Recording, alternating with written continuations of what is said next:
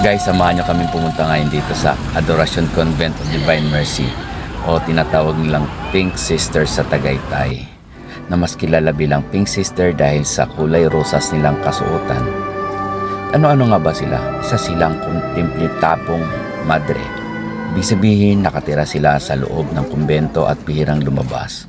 Ang pangunahing misyon nila ay panalangin at pag-aalay ng oras para sa Diyos at sa mga intensyon ng mga tao. Ano ang ginagawa nila 24/7 Eucharistic Adoration? May madre na laging nagdarasal sa harap ng Blessed Sacrament. Nagdarasal sila para sa may sakit, may problema sa buhay, pamilya, bansa at kahit sa mga taong hindi nila personal na kilala. Bakit sila sa Tagaytay? Tahimik at payapang lugar, perfect para sa mga panalangin at pagninilay-nilay. Maraming bumibisita para magdasal, magsulat ng prayer intentions, humingi ng kapayapaan ng isip. Maaari bang pumasok ang bisita? Oo, pwedeng pumasok sa loob ng chapel para magdasal, pero hindi pwedeng gambalain ang mga madre dahil tahimik ang buhay nila.